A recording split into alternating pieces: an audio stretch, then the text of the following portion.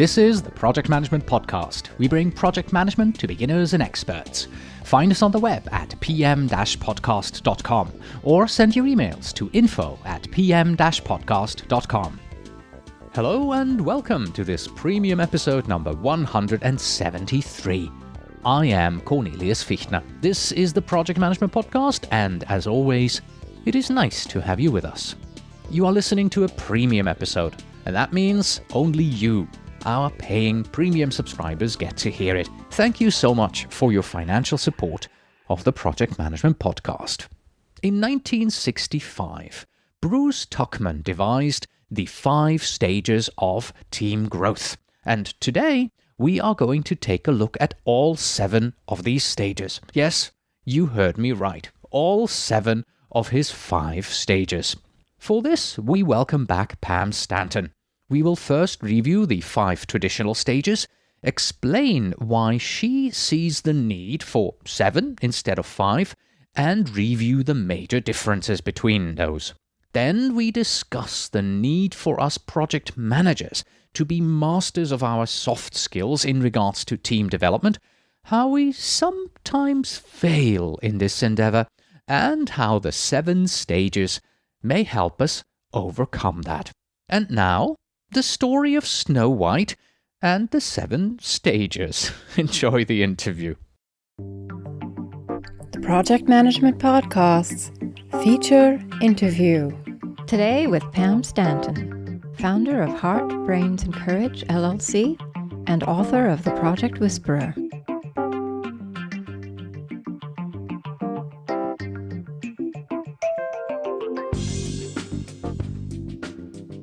Hello, Pam, and thanks for coming back to look a bit more closely at your book, The Project Whisperer, here on the podcast. Thank you, Cornelius. I'm happy to be back again and happy to talk about this topic. So in our last discussion, you gave us an overview of your book, The Project Whisperer, and people can find that at pamstanton.com, and we also look how you do things. When I, however, looked at your book originally, you sent me a copy of it, I was surprised to see that you name 7 stages of team development, while the PMBOK Guide and, most other books, they only have 5 stages. And I'd like to begin here. So let's start with the basics. What are the 5 stages that the PMBOK Guide offers, and where do they come from? Well, the 5 stages that were added to the latest iteration of the PMBOK they have adopted the Tuckman ladder of team development. And that was developed in 1965 by Dr. Bruce Tuckman during his first job at the Naval Medical Research Institute. And really, I think that was revolutionary at the time in that it introduced the concept of a progression of a team's performance. So Tuckman originally gave us 4 stages: the forming, storming, norming, and performing, which I think the rhyming scheme is just brilliant, and perhaps what's helped embed it in our minds over the last 40 years.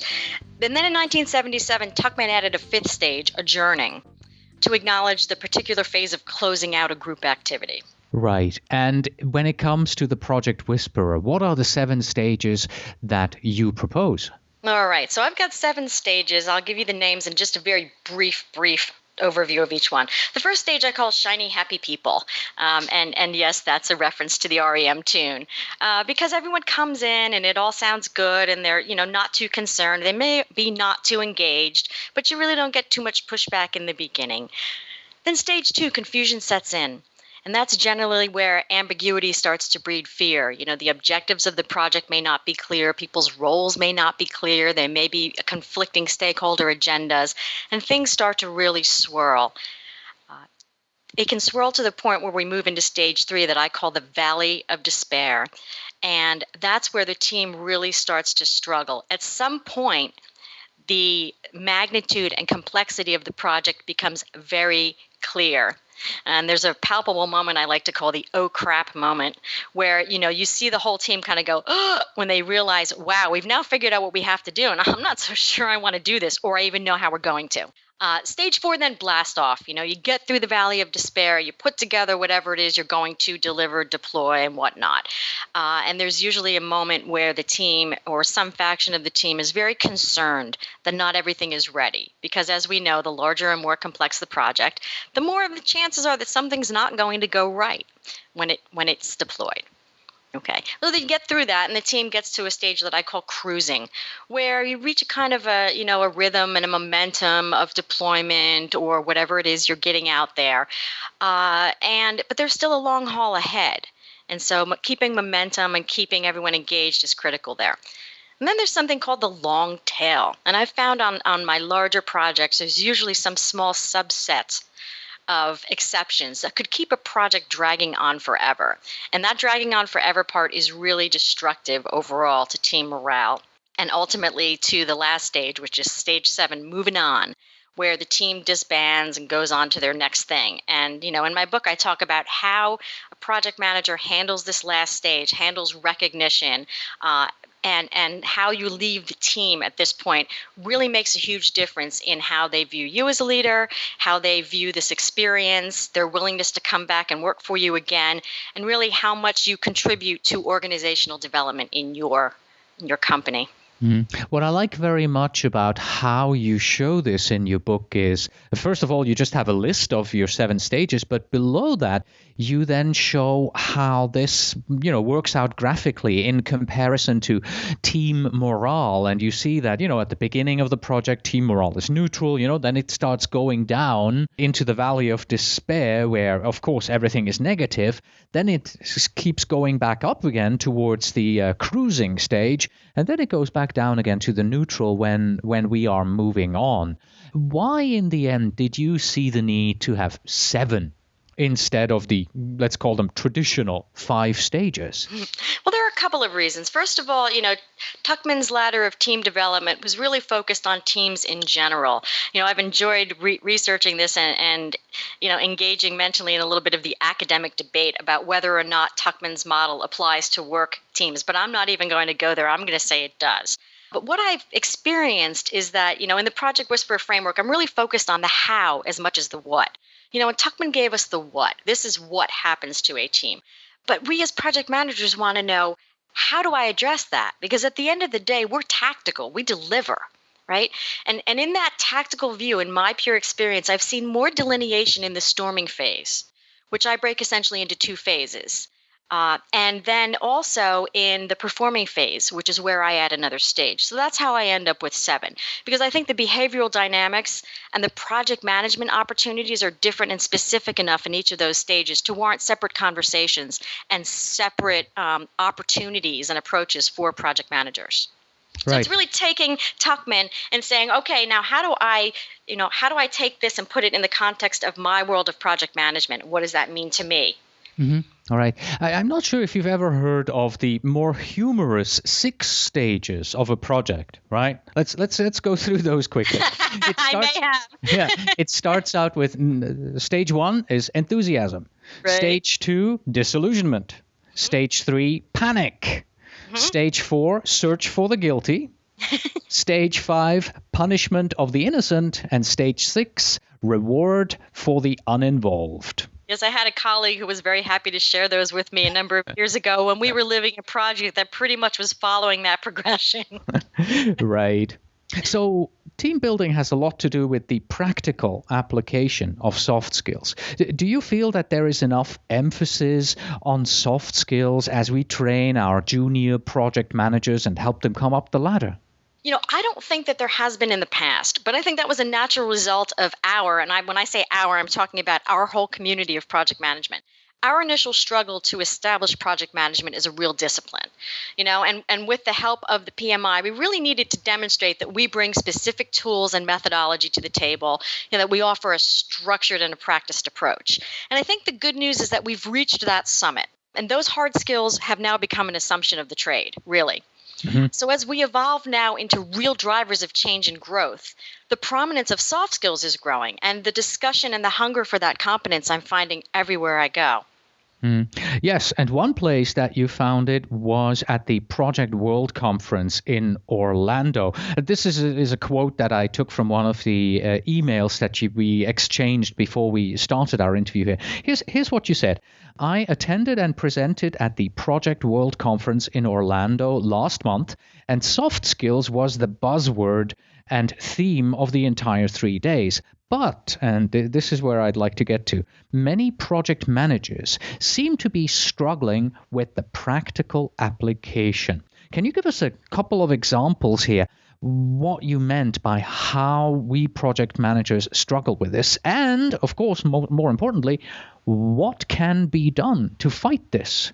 Right. Well, I keep saying at the end of the day, we're very tactical. We want to know, okay, so what do I do about that? And, I think that, first of all, it's understanding what we even mean by soft skills, right? Even the term itself is soft, to use a bad pun. And emotional intelligence may come closer to being a better term, but even that has been thrown around so much in the corporate and business world that it's become almost a useless buzzword. But then for those who have an understanding of what that means, it's a matter of learning how to translate that then into practical and tactical things we can do as project managers. We may reach the point of competence and understanding that, okay, people are different and they have different drivers, and my Myers-Briggs type might be this and yours might be that, or my disc portrait is this and yours is that. So okay, now what do I do about that? And how do I translate that into a project team?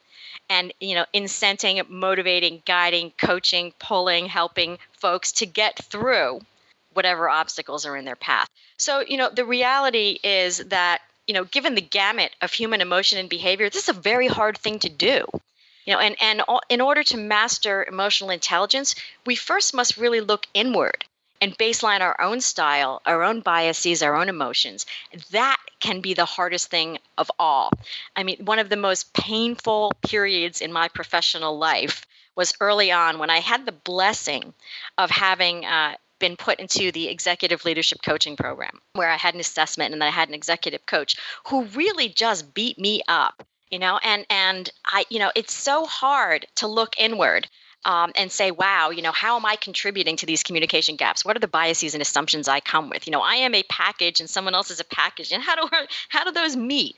And so I think that, it's not a typical exercise for project managers. And it can get a little touchy-feely.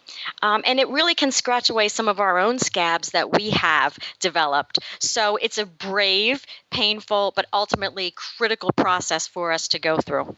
Right. And I'd like to take this one step further, because you also told me that one of your current soapboxes here is the observation that you feel that the workplace has become very mean lately. Could you maybe tell us what your thoughts are behind this and how we project managers can help make a workplace less mean? I hear this over and over again. I actually brought it up with drinks with former colleagues the other night, and I said, I really believe the workplace is becoming mean, and it's my platform. I want to change that. And they laughed at me, okay, which gives me more fuel for my fire, because anyone who tells me it can't be done, that's all I need to hear. I've observed this personally over the last 5 years of my career, and, I think maybe it correlates to the downturn in the U.S. economy. I mean, people start to operate from a scarcity mindset. We're just creatures who need resources. And when there's a perception that there's not enough to go around, folks start to operate in a different way. They hoard information or resources. They're less willing to share. And it then promotes this whole culture of fear and being closed. I think as there also is more and more pressure at executive leadership levels to do more with less, people have become short-tempered. They become afraid that their own positions are in jeopardy. And I've really seen this thing start to spiral downward. What frightens me even more is that as we get into a better understanding of the generational differences in work styles, I am finding that with the generation Ys and Zs and whatever we're calling the latest round of colleagues to join us right out of college, that just doesn't fly. It does not cut it. And so my concern here is that as the economy picks up, and it will, there are so many people who are just biding their time and waiting for an opportunity to jump. to another organization. And so there's going to be this massive talent shift and talent drain. And I think ultimately the organizations that learn how to embrace and get back to treating people as individuals and humans are really going to have the competitive advantage in the new economy. Okay. And where does your book fit into all of this?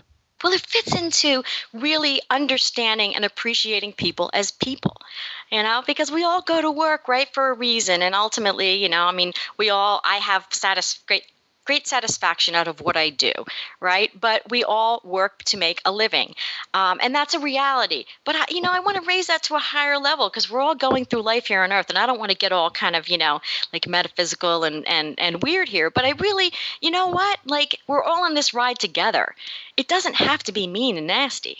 Right? Because we all really want the same thing. We go about it in different ways, but we all want the same thing. We want to feel good about what we do. We want to feel good about ourselves as individuals. We want to be challenged. We want to grow our skills.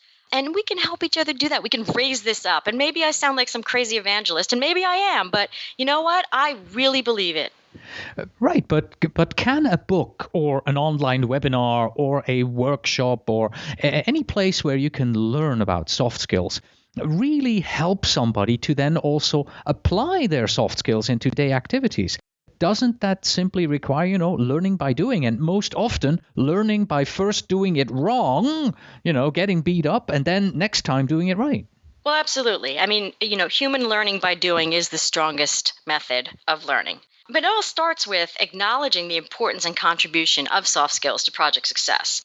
I think we learn by doing, but as humans, we also try to advance our learning by leveraging others' experiences and mistakes. So in my book, I share the good, bad, and ugly. As I've come along this decades on this path, the feedback I've received from people who've read the book and other project managers is that they can relate to similar experiences and translate my stories into their own specific situations. The format of my book is that the first part of it is as much biographical as anything else, where I share, kind of what happened and how I arrived at this as I went through project experiences, challenges, failures, bruises, and scrapes. And I think it's kind of fun to read about another project manager's experience. So it's really a blend of biography and philosophy intended to stimulate the conversation, not necessarily to answer it. Right. Please remind us again, how does Project Whispering then help us with all of that? Well, the basic premise is that traditional methodology, and by that I mean, our tools, our processes, that alone will no longer get us there in an increasingly complex world of growth and change where we are part of the fabric of that. And the projects are no longer isolated, sort of events that happen. They really are part of the overall business. And so, I think that it's just Project Whispering helps us to realize that, there's the yin and yang here now. And we've proved ourselves as masters of process and technique. And now, in order to bring us to the next level as we evolve into, as I said, masters of growth and change, the idea is, all right, now, community, let's start this conversation. How are we going to bring this into our community and make it real, tangible, and usable? All right. My final question to you, I'd like to bring it back to the original point where we started out there, 7 versus the 5 stages. How does the fact that we now have 7 stages of team development help me to better manage my project? Well, I still like the Tuckman model of 7 stages of team development. And what I've really attempted to do was to translate those into a context of a project team, specifically what a project team goes through as it experiences that sort of continuum of development. And anything that translates theory into practical application is really going to help us take these concepts of soft skills, that soft term, and apply them to our practice so that our overall methodology and discipline grows and expands. And in the end, I really believe the role and prominence of project management will also increase as a result. Excellent. Once again, the book is called The Project Whisperer, Understanding the Human Part of the Gantt Chart. It is written and self-published by Pam Stanton, and the book is 90 pages strong. It can be found at Amazon, at the Project Management Bookstore, and also at pamstanton.com. Pam, thanks so much for your time today and coming back. Thank you, Cornelius. It's been my pleasure. Thank you so much. And that was our discussion with Pam Stanton and the 7 and not 5 stages of team development. That's it for today. Thank you very much for listening. As always, you can find us on the web at pm-podcast.com and of course also on Facebook, facebook.com/pmpodcast, where you can still enter to win a copy of her book, even though one of them is already reserved for you. So double your chances, stop by at Facebook, and maybe you win the other one. If you are a PMP or PGMP and you are looking for a simple and effective way to earn your PDUs, then try our sister podcast, the PDU Podcast. Get a new webinar and at least one new PDU every month on autopilot. Stop by at pducast.com. That's pducast.com. Please send your emails to info@pm-podcast.com, and when you write, yes, please do tell me where in the world you are writing from. And finally, we have this. Every new project breeds new problems. Until next time.